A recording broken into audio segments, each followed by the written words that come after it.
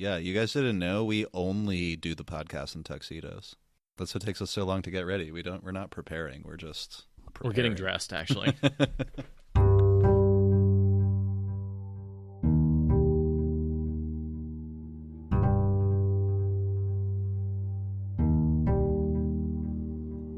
This is the Wheel of Time Spoilers podcast.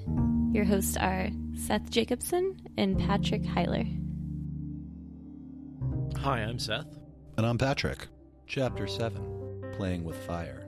And our symbol is the snake in the wheel.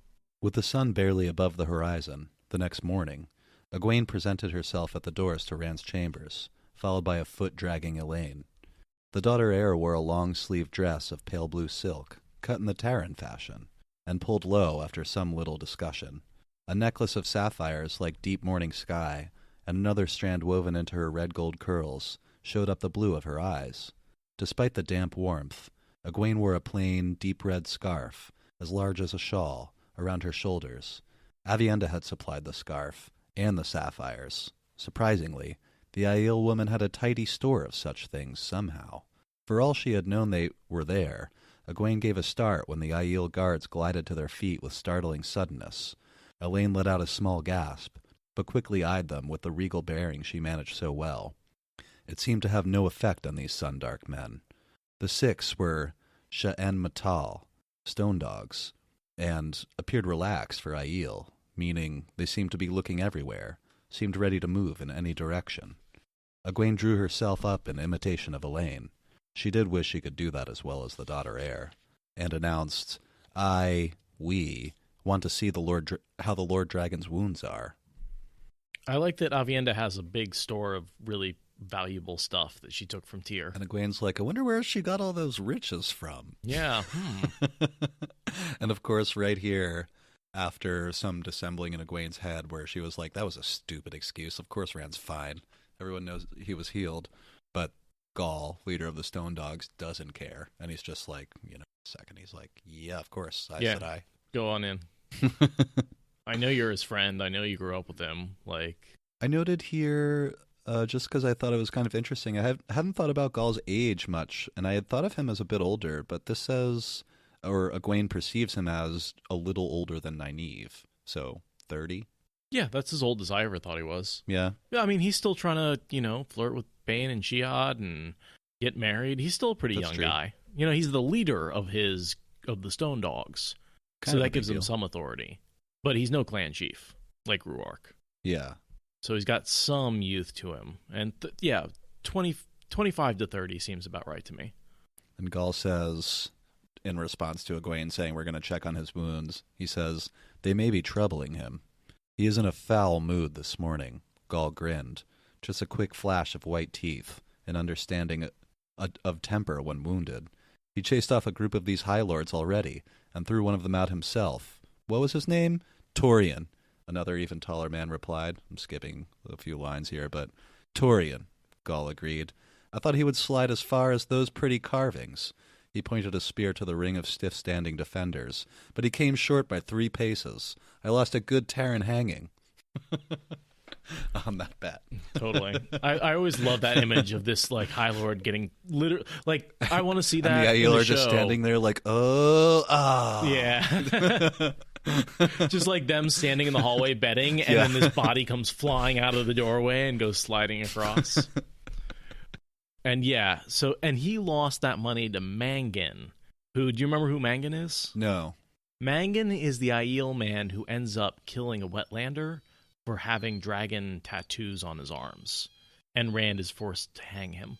Oh, holy shit.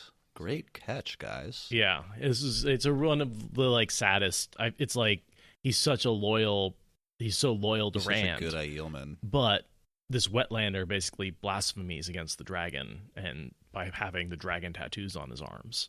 So, if you get those dragon tattoos on your arms, look out for Mangden, because he'll kill you. And then Mangan ends up just, he shows up to his own execution, walks up, puts the rope around his own neck. It's like, I don't understand, but if this is what you need, it's my duty. Badass. Real badass. Also, just tearing Frankie Rand's says soul Aiel apart. humor. Humor is not. Yeah, Aiel's fate, perhaps. But yeah. And we talked about highlight Torian. Torian is the guy, I believe, who Matt knocked over the head in the fight for the stone. Oh, that right. So the next thing I have is Egwene and Elaine entering Rand's room. No evidence of last night's horror remained, unless it was the absence of mirrors. Lighter patches marked the wall panels where those hanging there had been taken away. And Elaine is got... I mean, I love watching the butterflies in her stomach, because if you've ever been, as we all have, in a situation where we're about to ask somebody out, that's the most nerve-wracking thing in the world. You guys hear Timber? Or the mic's picking him up. He's trying to, he's standing there trying to shake my hand and whining. Doesn't it work if I do this? Why do humans stare at boxes and talk for hours? It's boring, guys. For the first time in the stone, Egwene looked for changes in him and found them. How many months before then since she had seen him last? Enough for his face to have grown harder, for the openness that had once been there to fade. He moved differently, too, a little like Lan, a little like the Aiel. I thought you were someone else, he mumbled, after jumping to his feet like ready to fight. I assume he thought they were some of the Terran nobles. Or Berlain.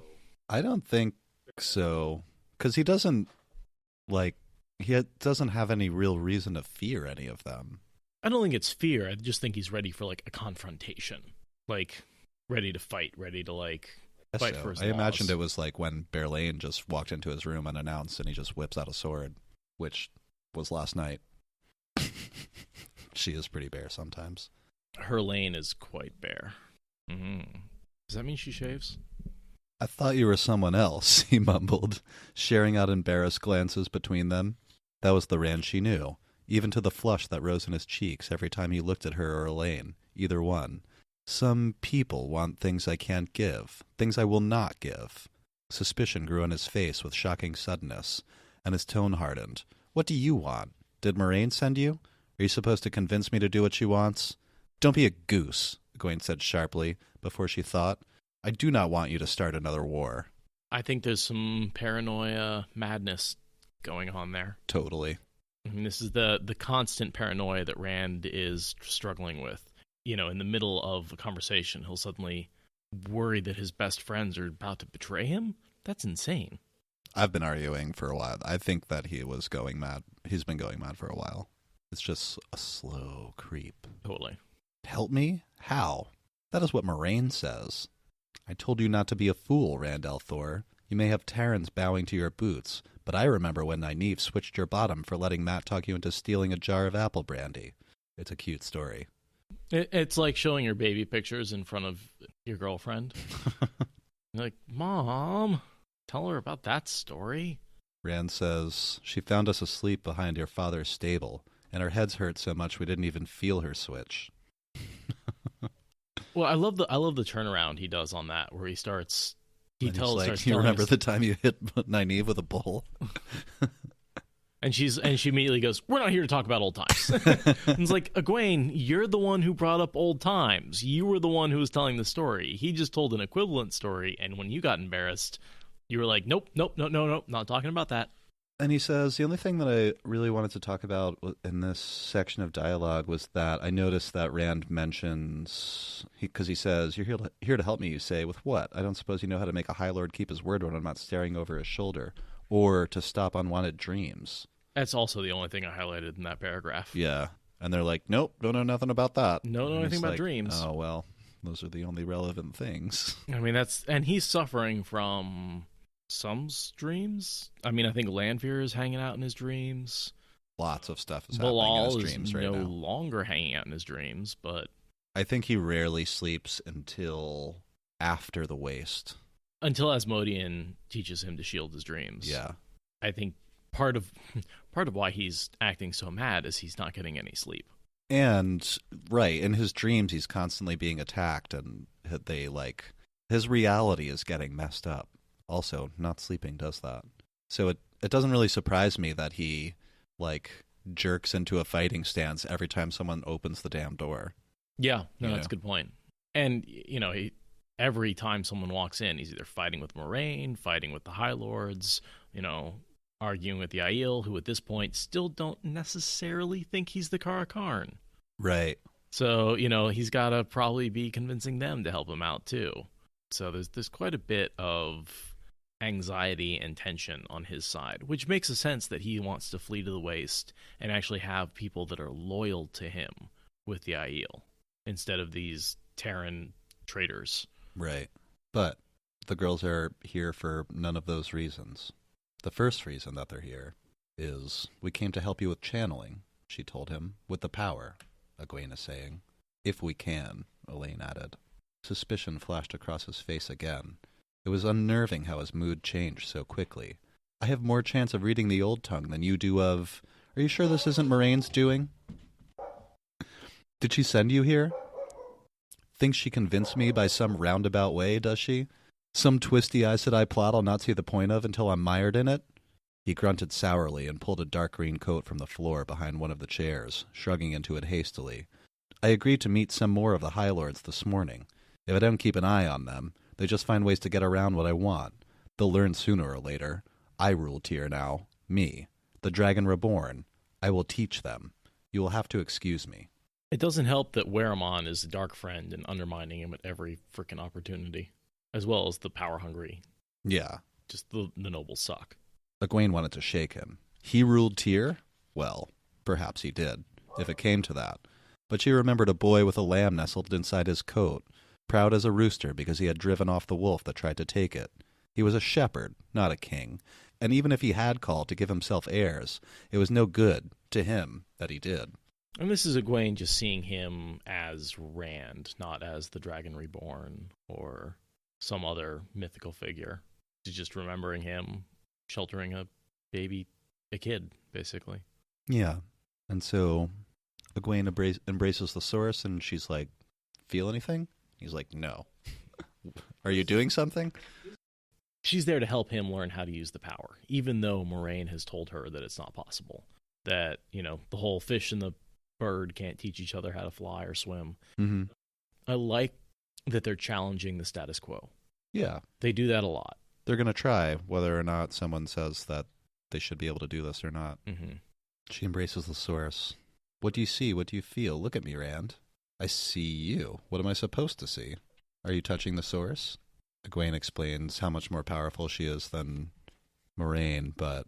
Which is the first time we really get that comparison. I mean, up to this point, we've known that has a strong potential, but this is the first time where we've been like, oh, Egwene is actually currently stronger than Moraine. And she's not even at her full potential. No.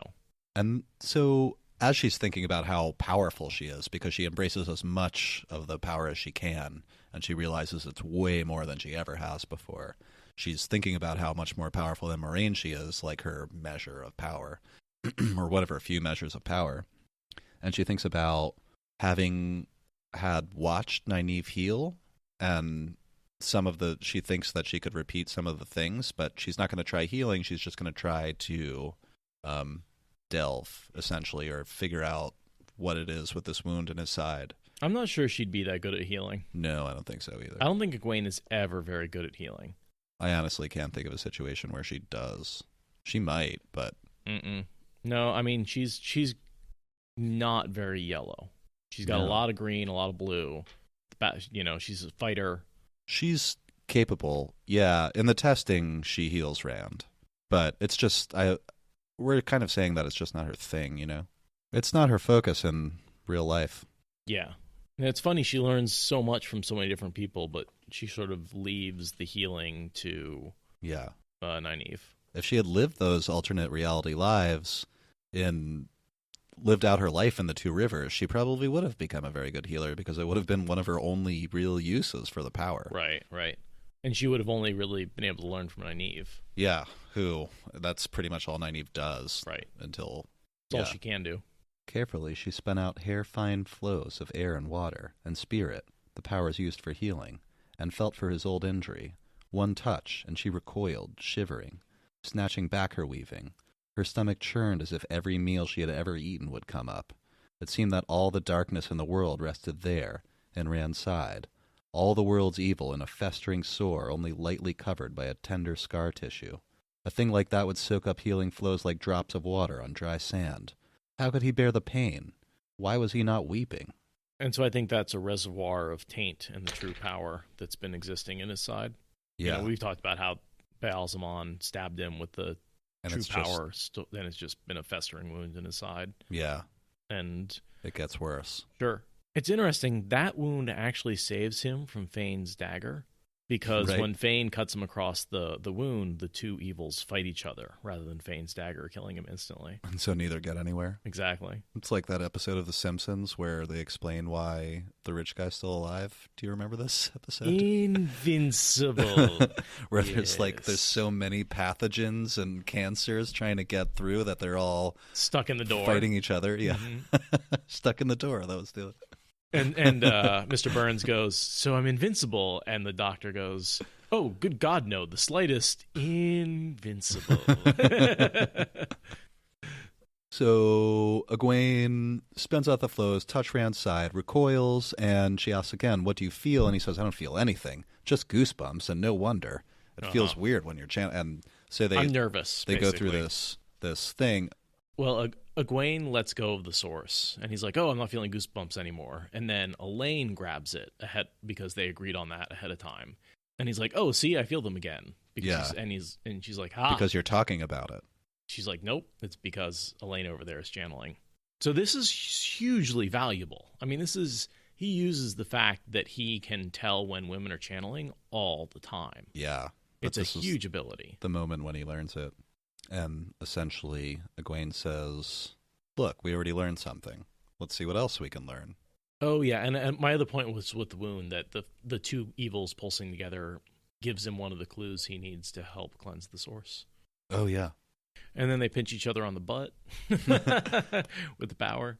And Egwene says, okay, you embrace the source. And they can't sense anything at all. And yeah, Egwene says, she's like, I want to feel something. You something. would do as you asked. Like, yeah, if you felt something, so should I. And I do not. And he pinches them both on the butt? Or just Egwene? Both of them, because later Elaine kind of alludes. But they both, the glow faded around the daughter heir. They both came close to giggling as they rubbed themselves surreptitiously. So they're both rubbing their butts. So he must have pinched both of them, not just one. And then, of course, in response, Elaine doesn't just pinch him. She, causes massive bruising on us. She's 100 to 1. It's like, I gave you a little pinch, and you freaking, wounded my butt, so I can't sit down again. Turning back to Rand, she put on her sternest face. I would have expected something like that from Matt. I thought you, at least, had grown up. We came here to help you, if we can. Try to cooperate. Do something with the power. Something that isn't childish. Perhaps we will be able to sense that. Hunched. He glared at them. Okay, I'm about to read a whole page, just so you know. Yeah, I just love the confrontation between them as they're both acting childish and telling the other one not to. Yeah. That there's just these interactions between the men and the women are full of so much hypocrisy that is just like real life. Yeah, totally like real life. That they totally are blaming the other gender for X, Y, and Z while doing it themselves. All right, go for it. Turning back to Rand, she put on her sternest face. I would have expected something like that from Matt. I thought you, at least, had grown up. We came here to help you, if we can. Try to cooperate. Do something with the power. Something that isn't childish. Perhaps we will be able to sense that. Hunched, he glared at them. Do something, he muttered. You had no call to. I'll limp for. You want me to do something? Suddenly, she lifted into the air, and Elaine too. They stared at each other, wide-eyed, as they floated a pace above the carpet. There was nothing holding them. No flows Egwene could sense or feel. Nothing. That was feel or see. I just totally read that wrong. Nothing. Her mouth tightened. He had no right to do this. No right at all. And it was time he learned it. The same sort of shield of spirit that cut Joya off from the source would stop him, too. I said I used it on the rare men they found who could channel. She opened herself to Saidar, and her stomach sank. Saidar was there. She could feel its warmth and light. But between her and the true source stood something. Nothing. An absence that shut her away from the source like a stone wall. She felt hollow inside, until panic welled up to fill her. A man was channeling. and she was caught in it. He was Rand, of course, but dangling there like a basket, helpless, all she could think of was a man channeling, and the taint on Sidene. She tried to shout at him, but all that came out was a croak. "You want me to do something?" Rand growled. A pair of small tables flexed their legs awkwardly, the wood creaking, and began to stumble about in a stiff parody of dance, gilt flaking off and falling. "Do you like this?" Fire flared up in the fireplace, filling the hearth from side to side, burning the stone bare of ashes. "Or this?" The tall stag and wolves above the fireplace began to soften and slump. Thin streams of gold and silver flowed out from the mass, fining down to shining threads, snaking, weaving themselves into a narrow sheet of metallic cloth. The length of glittering fabric hung in the air as it grew, its far end still linked to the slowly melting statuette on the stone pommel, the stone mantle. "Do something," Rand said. "Do something. Do you have any idea what it is like to touch Sidene? To hold it? Do you? I can feel the madness waiting, seeping into me." Abruptly, the capering tables burst into flame like torches, dancing still. Books spun into the air, pages fluttering. The mattress on the bed erupted, showering feathers across the room like snow. Feathers falling onto burning tables filled the room with their sharp, sooty stink. For a moment, Rand stared wildly at the blazing tables.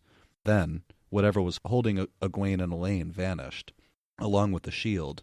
Their heels thumped onto the carpet in the same instant the flames went out, as if sucked into the wood they had been consuming. The blaze in the fireplace winked out, as well, and the books fell to the floor in a worse jumble than before. The length of gold and silver cloth dropped, too, along with strands of rough melted metal, no longer liquid or even hot. Only 3 largest lumps, 2 silver and 1 gold, remained on the mantel, cold and unrecognizable. I'm imagining Fantasia with Mickey Mouse and the mops. That's exactly what I was thinking. Really? Yeah, except they're on fire. Totally, yeah, fire instead of mops, but yeah. Just like things moving around all like randomly. And instead of Mickey Mouse, it's a 6.5 foot tall, possibly mad warrior. Rand is the magician's apprentice. Yeah. Yeah. The channeler's apprentice? And then he feels bad, and he's like, "Listen, I don't know what I'm doing." And they're like, "It's cool, man, I guess, but don't do anything like that again." I always thought the weaving of a cloth out of the silver and metal melted stag and lions was kind of a cool... Why is the stag and the lion ringing a bell? It's an inn. Thought so. Where? Andor. Camelin? Yeah. The Magier probably won't want to give me another mattress. One a day is... he's the ruler. He can get another mattress. A mattress a day is probably more than she's willing to. He's like, maybe you guys should go. Mm-hmm. And Egwene's like, "Nope, not done yet." "We still have to hand you over like a package." She said it more gently than she felt. Well, and that rattled her pretty good because, like, she just had a rude awakening on just how strong Rand is. Like, he is exponentially stronger than these girls. And naturally talented. She also thinks about how, like, she could never... Well, not never, but like currently, there's no way she would be able to even do that many things at once. She really never does. Even when she's powerful, she tends to weave one thing at a time and then move on to the next. One big thing. Yeah. Maybe 4 or 5 with like shielding and weaves of air and stuff like that. But I feel like she's never... Whereas Rand goes into battle and he's casting like 20 different weaves at the same time to like kill as many Trollocs as possible. Egwene is more like, oh, here's a big one bolt of lightning at a time. Egwene doesn't really spend much time fighting Trollocs or anything like that. She's doing other stuff. Well, last battle, certainly. Well, yes, but sure. And then in the last book. And sure. I'm also mostly thinking of the battle at the tower against the Shan-Chan, where she's casting fireballs out of the tower, but I would assume it's one fireball at a time. Just blowing stuff out of the sky. Yeah. I did also want to note that Egwene has the thought he was on the ragged edge of what she did not know, and she did not want to find out. Not now. Not here. Ragged edge of sanity, yeah. In my opinion. We're rolling downhill to Darth Rand right now. He's still lucid and, no voices or anything, but he's moving in that direction. And in my Rand is going insane theory is that Rand is slowly going insane, and just about at the point where he would break, he actually sequesters that insanity into LTT. Lose. Good old lose. Yeah. Head LTT. So he's actually able to hold it off a little longer by sequestering it over into another personality. But that's a whole nother debate. And I don't have too much for the other page until, except he says something like, why don't we sit down while they're talking, and they all sit. I wanted to talk about the books he was reading. Oh, sure. Which is right after that. Volume 12 of The Treasures of the Stone of Tyr travels in the Aiel Waste with various observations on the savage inhabitants, and dealings with the territory of Mayan, 500 to 750 of the New Era. Okay, why are those books important? Well, the Aiel. Okay, The Treasures of the Stone of Tyr and dealing with the territories of Mayan from 500 to 700. This is a single subject he's researching. It's the doorway. Yep. Because that's when we know the doorway 300 years ago was transferred over to the Stone of Tyr. And then a book that's just a catalog that says where he can find it. Totally. And then the travels in the Aiel Waste with various observations on the savage inhabitants is how he learns about the portal stone that's over Ruidion. And that's how he's able to actually teleport to Ruidion. Egwene, for instance, can split, like, even when she's drunk on fork root. You remember that little scene in the White Tower when after she's captured and taken prisoner, and instructor is trying to tell her to, like, make a ball of light, and she makes like 9 balls of light and starts juggling them between her fingers. So that's, like, I feel like that's a good example of not really channeling much of the power at all, but being able to split that tiny amount of power Right. many ways. And that's Egwene fully leveled up. That's Egwene at her most powerful. Yeah, that's true. But she's at her most learned, yes, but she's significantly weakened. By It was just an example for, in theory, a woman or man who isn't particularly powerful or can't embrace a lot of the source could still do many things at once. And we see that with Andral, who's able to, even though he's very weak, he's able to, do a lot of gateways at once. Yeah, Stuff like that. So certainly the stronger you are, the easier it is to learn to weave multiple complex things. Morgaine said, and women are supposed to be more dexterous with their weaves. That is a thing. I can't remember where that comes from, but no, that's definitely a a thing. There's this balance between men and women. Men tend to, it's sort of analog to strength, where men supposedly have a little more raw strength, but maybe aren't quite as good at fine tasks. yeah. It's supposed to be an analog, and where women are better at working together, but men can sense women working together, but individually men are stronger. But we can't form weaves or circles. Right. We don't give up our secret. Men, channelers, I guess. We don't even need the internet to bring this podcast to your phone. Okay, I'm done. Taint. I can feel it in my bones. So over the next couple of pages, they essentially sit down and talk about the differences. And we learn a little, but we get to see them sit down and try to compare, where Egwene's like, what happens when you embrace the source? And Rand's like, embrace. And, a lot of things that I'm not sure how much we should really go over. But well, it's sort of an analog scene to when Moraine sits down with Egwene in the first book and is like, all right, here's what channeling is. Here's the novice exercise. Here's, the flame that you're trying to embrace. This is sort of the next level up. This is like, let's clarify a little bit, get the rules really nailed down for both men and women. And I feel like this is Jordan saying, all right, guys, this is, our characters have sort of been figuring this out. Here's a little info dump about how it all comes together. I did want to note that while they're talking here, Egwene says, can you tell the flows apart while you're channeling? Air, water, spirit, earth, fire. Sometimes, he said slowly, not usually. I just take what I need and do what I want, fumble for it mostly. It's very strange. Sometimes I need to do a thing, and I do it, but only afterward do I know what it was I did or how. It's almost like remembering something I've forgotten, but I can remember how to do it again, most of the time. It's almost like memories are slipping across the barrier from a past life, helping you figure out how to channel. Maybe. Yet you do remember how, she insisted. How did you set fire to those tables? Rand's face took on a pained expression. I don't know. He sounded embarrassed. When I want a fire, for a lamp or a fireplace, I just make it. I do not know how. I don't really need to think to do things with fire. And we talked about how Rand is probably talented at fire, naturally talented at fire. I mean, he uses it without thought, and most of his weapons are fire-based. Yes. Rand is as talented as... Who's the Ashaman who's talented with air?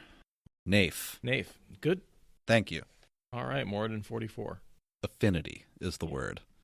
So some channelers have an affinity and for a specific element, and Rand's is fire, which is why he can do things with fire that really no one else can. And in a moment when Egwene asks Rand, how did you put out the fire? Rand's like, oh, I can tell you how I did that, because I don't think I've ever done it before. I just drew the heat back toward me and then put it into the stones in the fireplace. And they gasp, because once Elaine, was it, tried to put out a candle by using the same method to take the heat and move it away, and she burned her arm very badly. And Shiriam told her that I'm not going to heal it, I'm just going to make you live with this horribly burned arm. She later does, of course, or whatever, says something like that. It's like lesson number 1 for them, like never ever do this is what they teach the young women in the White Tower. If there's a barrier, the male half of the power goes through it, the female half of the power goes around it. A barrier? Just like, so if there's any sort of, metaphorically, if there's something to overcome, the male half of the source just goes right through it. Just like powers right through it. He pokes a hole through reality to travel. He just pushes the heat from one to the other. It's this direct, concentrated use of force. Whereas the women's side of the power goes around what it needs to do. It's, instead of blowing the heat in, you smother it with air. Like water. Totally. And that's why you have to fight the power, the male half of the power. You have to fight it to force it to go where you want to go. Whereas the female half of the power, you sort of create a channel that it flows in, and you let it flow through that channel. I took in the heat from the tables and spread it into the stones. So he brings it into himself and then puts it somewhere else. Yeah, spread it good.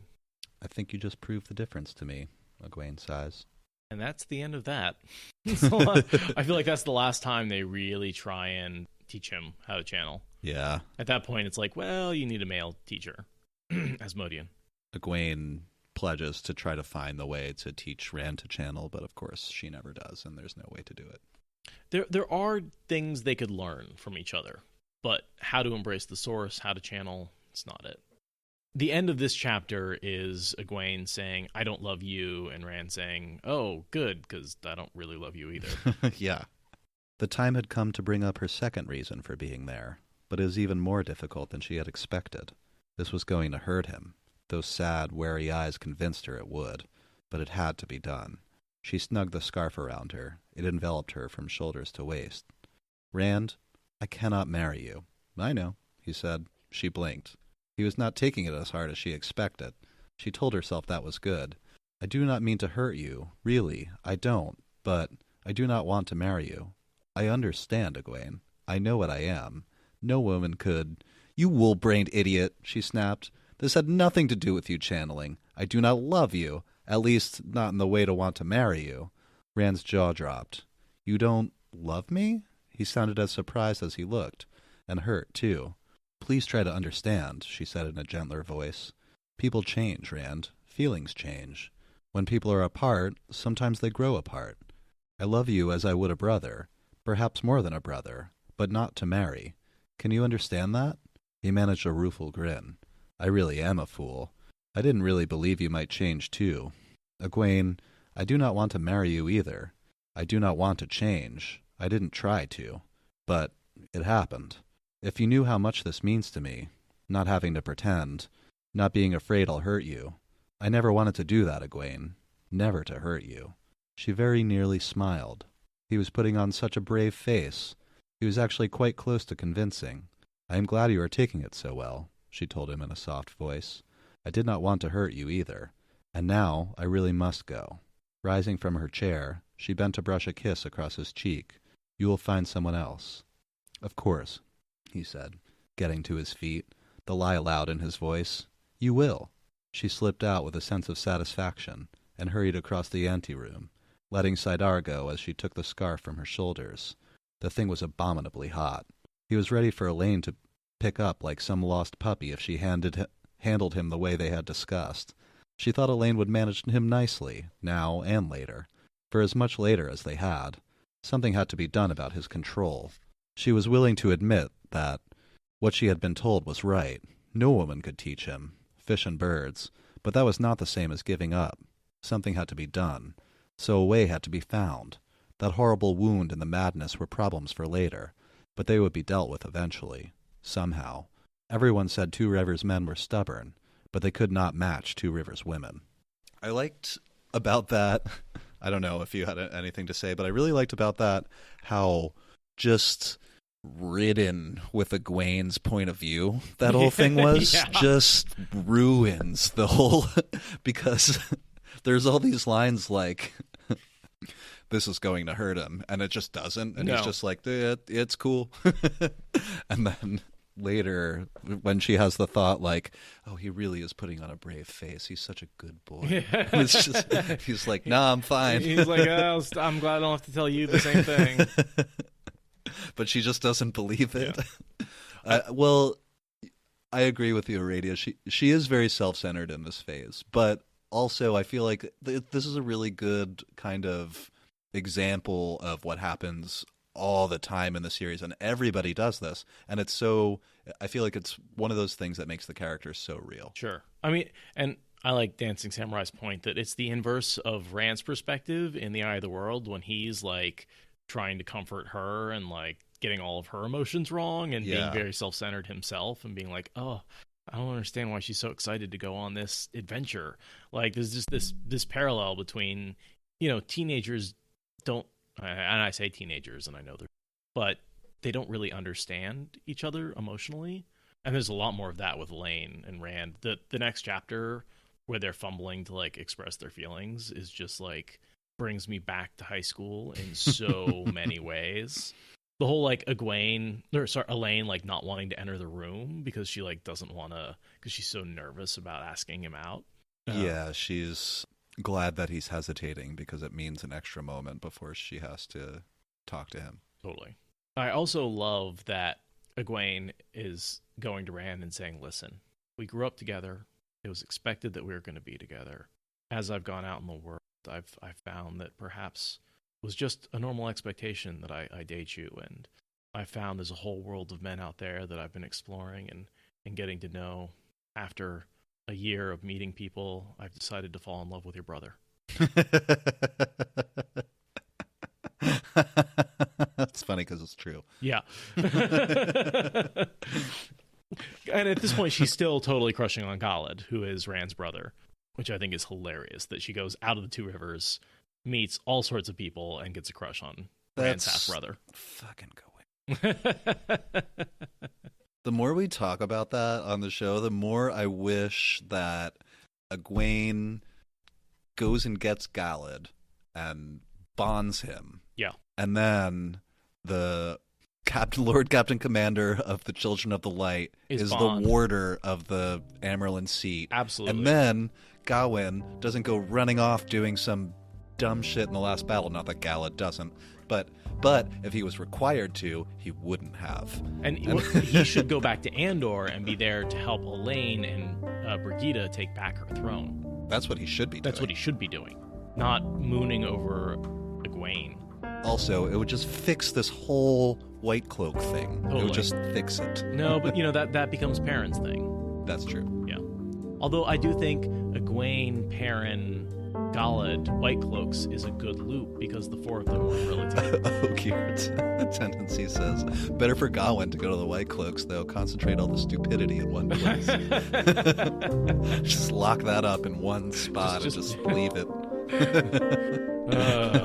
Then Perrin might have had to wipe him out when he had the chance.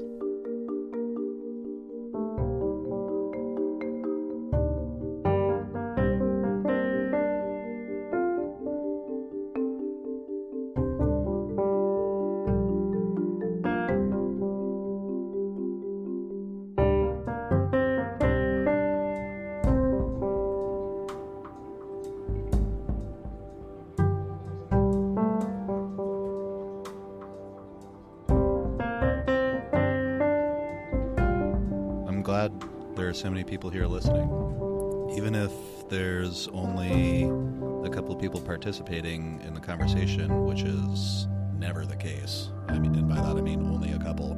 It's awesome to see there's like 20 people here right now just listening. It doesn't matter if you're driving. It's cool. It's an awesome testament to how much people care about the Wheel of Time that so many people hit us up and they're like, hey, I've been listening to your podcast on my daily commute for the last year.